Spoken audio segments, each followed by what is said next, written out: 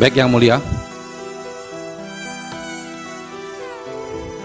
kami akan menyampaikan ringkasan permohonan perselisihan pemilihan umum Presiden dan Wakil Presiden tahun 2024. Kami akan sampaikan diikuti dengan PPT dan video yang kami tayangkan.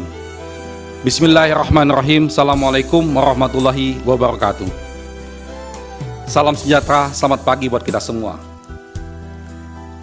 Yang Mulia Ketua dan segenap anggota Majelis Hakim Mahkamah Konstitusi, sebelum kami menyampaikan permohonan ini, izinkan kami membacakan satu ayat Al-Quran yang dipasang pada pintu gerbang Fakultas Hukum Universitas Harvard yang terjemahannya berbunyi, "Wahai orang-orang yang beriman, jadilah kamu penegak keadilan dan saksi karena Allah, walaupun kesaksian itu memberatkan dirimu sendiri, ibu bapakmu atau kerabatmu. Maka janganlah kamu mengikuti hawa nafsu karena ingin menyimpang dari kebenaran." An-Nisa 135. Yang Mulia Majelis Hakim Mahkamah Konstitusi, kami kuasa hukum pasangan calon presiden dan wakil presiden nomor urut 1 Anies Rashid Baswedan dan Muhaimin Iskandar dengan ini mengajukan permohonan pembatalan surat keputusan Komisi Pemilihan Umum KPU nomor 360 tahun 2024 tentang penetapan hasil pemilihan umum presiden dan wakil presiden, anggota DPR, DPD, DPRD, provinsi dan DPRD kabupaten kota secara nasional dalam pemilu tahun 2024 tertanggal 20 Maret 2024 sepanjang diktum ke-1. Selanjutnya disebut dengan SK KPU 360 2024 dengan uraian sistematika sebagai berikut. Kewenangan Mahkamah Konstitusi.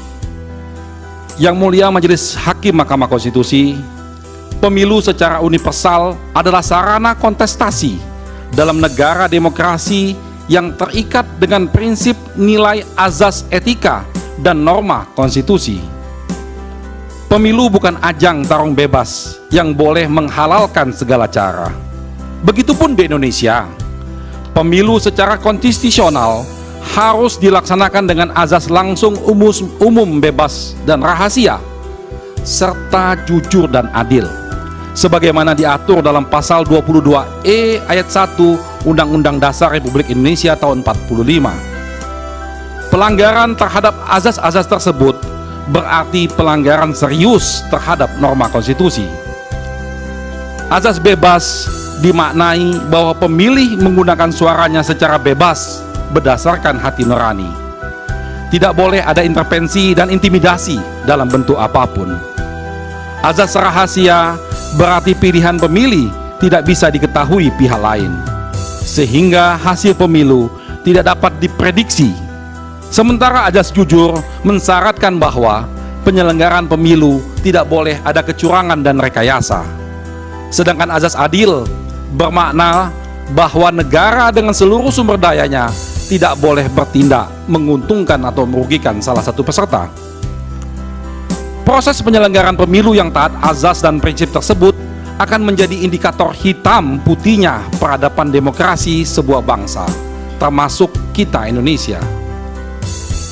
Sayangnya, dalam praktek proses penyelenggaraan pemilu di Indonesia, khususnya pemilu presiden dan wakil presiden tahun 2024 ini, justru dinyatakan banyak pihak berlangsung dengan penuh kecurangan yang melibatkan Presiden Joko Widodo dan penyelenggara negara lainnya.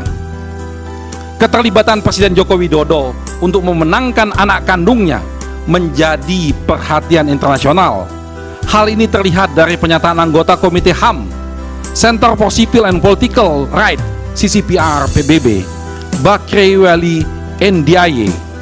Ia menyatakan bahwa Presiden Joko Widodo terlibat mengkondisikan pemilu sehingga mengakibatkan pemilu 2024 berlangsung tidak netral yang merusak azas jujur dan adil sebagaimana ditentukan pasal 22E ayat 1 Undang-Undang Dasar 1945. Tiga hal penting yang menjadi perhatian serius dari Bakrewali Ndiaye.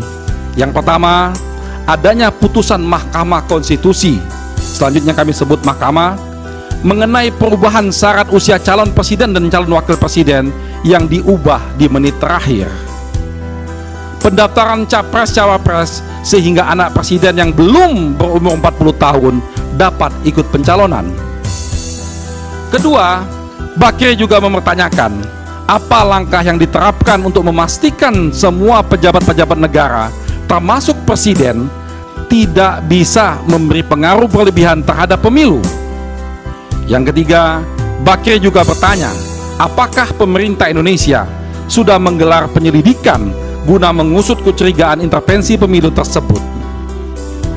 Pernyataan Bakri di atas sejalan dengan pendapat Charabich yang menyatakan pemilu di beberapa negara dibayangi malpraktek atau manipulasi untuk kepentingan perseorangan ataupun partai politik dengan mengakibatkan kepentingan umum.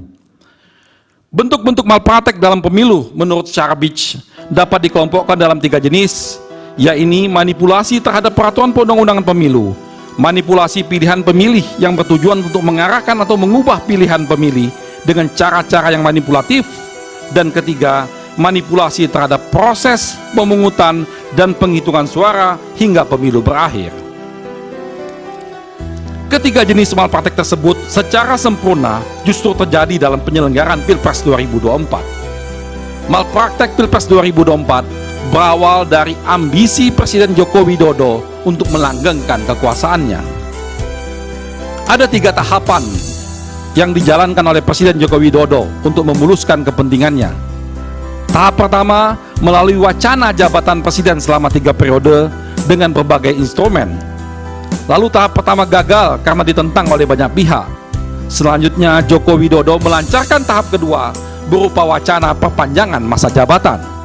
Tahapan kedua ini pun gagal, yang selanjutnya melancarkan tahapan dengan menunjuk calon pengganti sebagai tahap ketiga. Tahap ini sudah dan sedang dijalankan. Malpraktek Pilpres 2024 untuk melancarkan tahap ketiga terjadi sejak awal tahapan penyelenggaraan pemilu, dimulai dari ketidaknetralnya Presiden Joko Widodo saat menunjuk Ketua Panitia Seleksi Komisioner dan Badan Pengawas Pemilu Republik Indonesia atau Bawaslu, seorang anggota staf kantor staf presiden dan loyalis Presiden Joko Widodo. Akibatnya, proses yang tidak netral sedari awal itu telah menyebabkan pelanggaran azas dan prinsip penyelenggaraan pemilu sebagaimana disebut dalam konstitusi dan undang-undang pemilu, yaitu antara lain jujur, adil, mandiri, akuntabel, efektif, dan efisien. Penempatan figur yang memiliki konflik kepentingan tersebut sedari awal menyebabkan integritas penyelenggara pemilu telah dinodai dan menyebabkan integritas lembaga penyelenggara pemilu KPU, Bawaslu, dan DKPP didelegitimasi dan dirusak sehingga berada di titik memalukan. Konflik kepentingan tersebut dilarang sebagaimana ketentuan pasal 5 angka 4 dan angka 6 Undang-Undang Nomor 28 tahun 1999 tentang penyelenggaraan negara yang bersih dan bebas dari KKN. Penempatan orang-orang presiden atau all president men dalam lembaga penyelenggaraan pemilu baik KPU, Bawaslu, dan DKPP selain memperlihatkan tindakan yang tidak jujur dan tidak adil, juga memperlihatkan betapa tidak profesionalnya presiden dalam mengelola negara, dan semua hal itu juga bertentangan dengan azas dan prinsip penyelenggaraan pemilu. Selain menempatkan orang presiden dalam menyeleksi penyelenggara pemilu, Presiden Joko Widodo juga memanfaatkan para pembantunya di kabinet dan aparatur kekuasaan lainnya untuk menggerakkan jajaran birokrasi, pejabat kepala daerah, kepolisian, dan Tentara Nasional Indonesia, hingga aparat pemerintah di level terendah seperti kepala desa dan perangkat desa. Mereka dikooptasi dan digerakkan untuk pemenangan paslon 02, yaitu Prabowo Subianto dan Gibran Rakabuming Raka yang merupakan anak dari Presiden Joko Widodo. Keseluruhan tindakan aparat dan aparatur di atas menyebabkan terjadinya the violence of election, dan pada tingkat yang paling mengenaskan telah memicu terjadinya brutality democratic process. Pada situasi tersebut, program dan kebijakan pemerintah dibajak. Uang negara disalahgunakan secara melawan hukum untuk kepentingan pasangan calon capres dan wapres dalam Pilpres 2024 yang terafiliasi kepentingan Presiden Joko Widodo. Bahkan pada situasi yang paling buruk terjadi 3 hal. yaitu pertama, seluruh alat negara yang punya otoritas melakukan kontrol dan penegakan hukum luluh lantak karena dilumpuhkan, diruntuhkan, dan dirusak, sehingga tidak dapat menjalankan tugas dan kewajibannya. Kedua, penyelenggaraan pemilihan dikendalikan dan dimanfaatkan untuk kepentingan kekuasaan.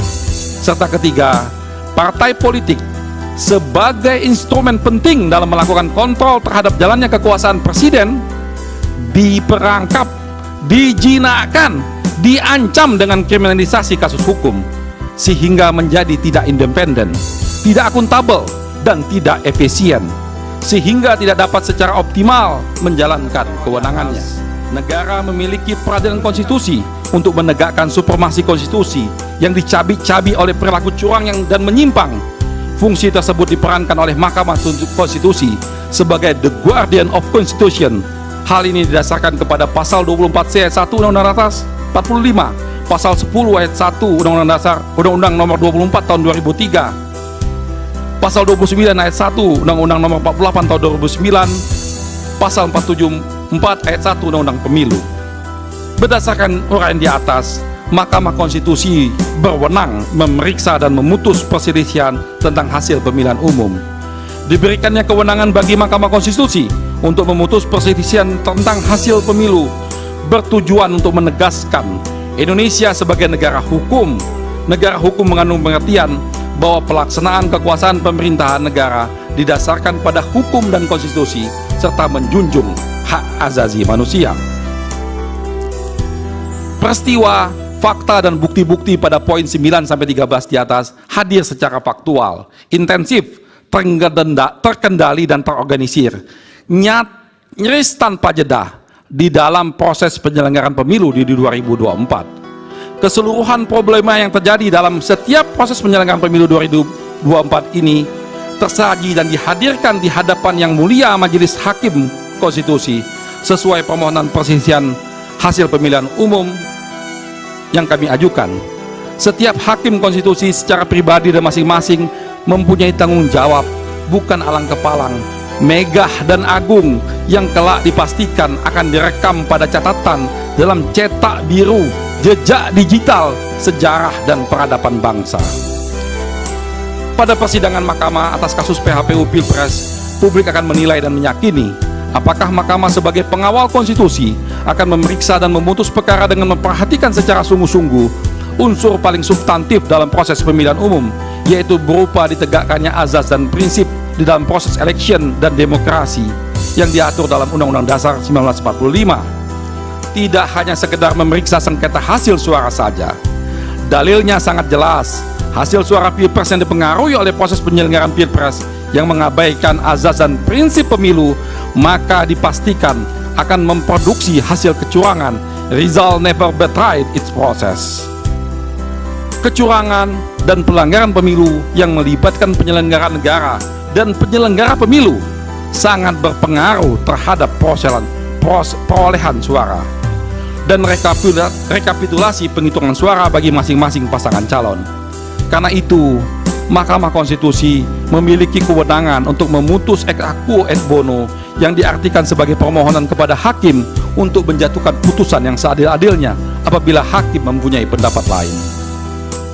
Karena sifatnya sebagai peradilan konstitusi, Mahkamah tidak boleh membiarkan aturan-aturan keadilan prosedural atau procedural justice memasung dan mengesampingkan keadilan substantif justice.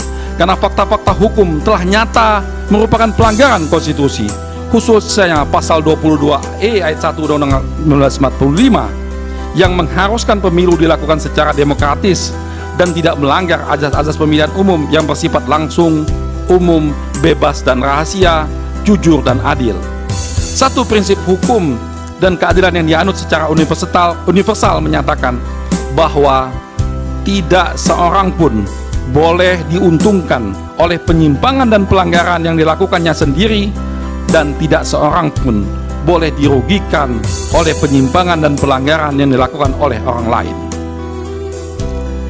Dengan demikian, tidak satu pun pasangan calon pemilihan presiden yang boleh diuntungkan dalam perolehan suara akibat terjadinya pelanggaran konstitusi dan prinsip keadilan dalam penyelenggaraan pemilihan presiden. Mahkamah perlu menciptakan terobosan guna memajukan demokrasi dan melepaskan diri dari kebiasaan praktik pelanggaran terukur seperti perkara Akwo.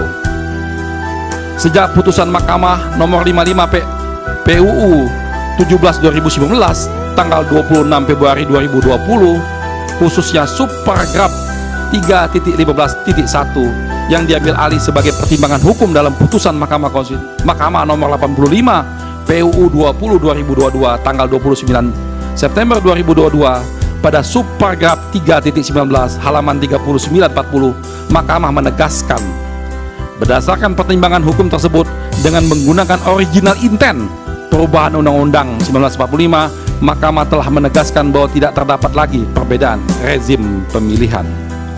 Selanjutnya pada subparagraf 3.19 putusan nomor 85 PUU 20/2022 tanggal 29 Desember 2022 halaman 40, Mahkamah menegaskan menimbang bahwa tafsir atas Undang-Undang 45 yang tidak lagi membedakan antara pemilihan umum nasional dengan pemilihan kepala daerah secara sistematis berakibat pula pada perubahan penafsiran atas kewenangan Mahkamah Konstitusi yang diatur dalam pasal 24C ayat 1 Undang-Undang Dasar 1945.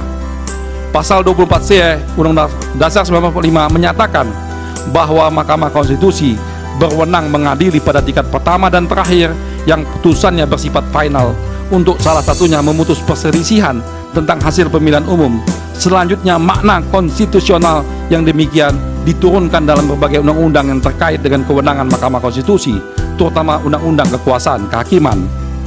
Norma demikian pada akhirnya harus dipahami bahwa perkara perselisihan hasil pemilihan umum yang diadili oleh Mahkamah terdiri dari pemilu untuk memilih presiden dan wakil presiden, memilih anggota DPR, memilih anggota DPD, memilih anggota DPRD baik provinsi, kabupaten maupun kota, serta memilih kepala daerah provinsi, kabupaten maupun kota.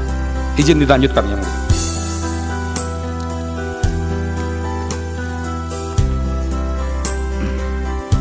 Silakan ya, waktunya secara kumulatif 90 menit ya Pak Ari dan Pak Bambang. Iya.